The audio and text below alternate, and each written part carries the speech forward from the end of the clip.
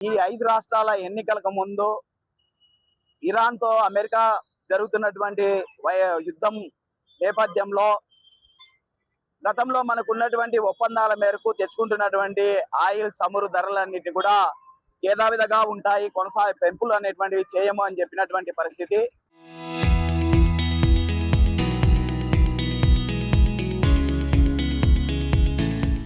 అయినా ట్రంప్‌కు అనుకూలంగా వాళ్ళు ఏ రకంగా చెప్తే ఆ రకంగా చైనాతో కానీ, లేకపోతే రష్యాతో కానీ, లేదా అరబ్ కంట్రీస్ తో ఈ చమురు నిల్వలు ఉండి వ్యాపారం చేసేటువంటి సంస్థలతో వాటి ఒప్పందాలన్నిటి కూడా రద్దు చేసుకోవడం, ఒంటరిగా ఇవాళ ప్రపంచ దేశాల ముందర, పశ్చిమాసియా దేశాల ముందర మన భారతదేశాన్ని నిలిపే ప్రయత్నము ట్రంప్కు అనుకూలంగా ఇవాళ మోడీ చేస్తున్నటువంటి పరిస్థితి.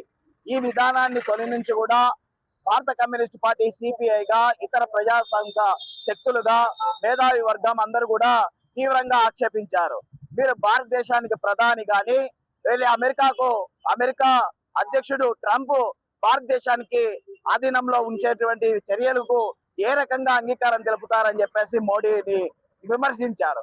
దీనిపైన అసలు స్పందనే లేకుండా ఇవాళ నిన్న మొన్న కూడా స్విట్జర్లాండ్ వరకు వచ్చినటువంటి 70,000 టన్నుల గ్యాస్ నిక్షేపాలు కూడా మధ్యలో కూడా నిలిపేశారు ట్రంప్ మూలంగా మన మోడీ గారు. ఇవన్నీ ప్రజలనేమో ఒకవైపు పక్కదో పట్టిస్తా, ఎక్కడ ధరలు పెరగవని చెప్పి ఇవాళ పెట్రోల్ పైన రూపాయిన్నర పెంచా, డీజిల్ పైన 3 రూపాయలు పెంచా, గ్యాస్ పైన ధరలు అనేటువంటివి అమాంతం పెంచుతా ఉన్నటువంటి పరిస్థితి.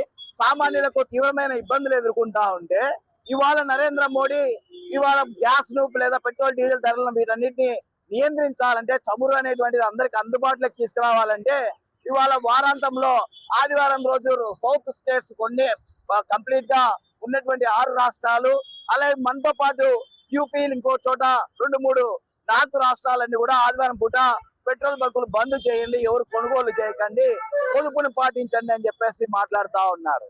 ఏం మాట్లాడుతున్నావయ్యా మోడీ అని చెప్పేసి ఇవాళ మనం ప్రశ్నించాల్సినటువంటి అవసరం ఎంతైనా ఉంది. ఎన్నికలకు ముందు ఈ 5 రాష్ట్రాలు, కేరళ, లేకపోతే తమిళనాడు, లేకపోతే అస్సాము, బెంగాలు, ఈ రాష్ట్రాలకు సంబంధించినటువంటి ఎన్నికల సందర్భంలో ఎన్నికలకు ముందు ధరలు పెంచనన్నాడు.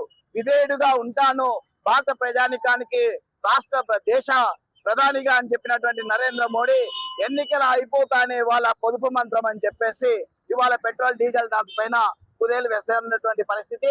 దీన్ని మేము సిపిఐగా తీవ్రంగా వ్యతిరేకిస్తా ఉన్నాం. అలీన విధానం ఏదైతే ఉందో దానికి కట్టుబడి ఉండాల్సినటువంటి బాధ్యత ఉంది. అట్లా నేను అలీన విధానానికి ఉండను, ట్రంప్ కు అనుకూలంగా ఉంటా అనేటట్లు ఉంటే మోడీ మాకెందుకు ప్రధాని భారతదేశానికి, కాబట్టి నువ్వు అటో ఇటో తేల్చుకోవాల్సినటువంటి అవసరం ఎంతైనా ఉందని చెప్పేసి నరేంద్ర మోడీని హెచ్చరిస్తా ఉన్నాం. దాంతో పాటు పెరిగినటువంటి ధరలన్నిటి కూడా ప్రభుత్వమే భరాయించాల్సినటువంటి అవసరం ఉంది. సబ్సిడీలు ఇస్తా అన్నావు, సబ్సిడీలు ఇంతవరకు పడినటువంటి పరిస్థితి ఉంది. లేకపోతే ఇంకా ఫ్రీ సిలిండర్ల పరిస్థితి ఏంటి? ఒకవైపు ఏమో పక్కదారిన ఇవాళ బ్లాక్ మార్కెట్ లోకి ఏమో ఇవాళ సిలిండర్లన్నీ కూడా వ్యాపారాలు వెళ్ళిపోతా ఉన్నాయి. వాటిని నియంత్రించేటువంటి పరిస్థితి లేదు, పర్యవేక్షణ చేసేటువంటి పరిస్థితి లేదు. కాబట్టి గ్యాస్, పెట్రోల్, డీజిల్ ధరలు అనేటువంటివి పెరిగితే, నిత్యావసర వస్తువుల సరుకుల ధరలు కూడా అమాంతం పెరిగితే సామాన్యుడు తిండి తిని బతికి బట్ట కట్టేటువంటి పరిస్థితి ఉండదు. కాబట్టి అసలే నిరుద్యోగం ఏ మేరకు పెరిగిపోతా ఉందో ప్రతిదినం చూస్తా ఉన్నాం. ఇవాళ వలసలను నియంత్రించడానికి ఇవాళ ఆంధ్రప్రదేశ్ లోకి వచ్చేటువంటి ఫ్యాక్టరీలో మూలంగా ఉపాధి చూపుతా అని చెప్పేసి స్వయంగా చంద్రబాబు నాయుడు ఇవాళ తెలిపాడు. అంటే వలసలు వెళ్తా ఉన్నాయంటే ఇవాళ బతకడం కష్టం అవుతా ఉంది.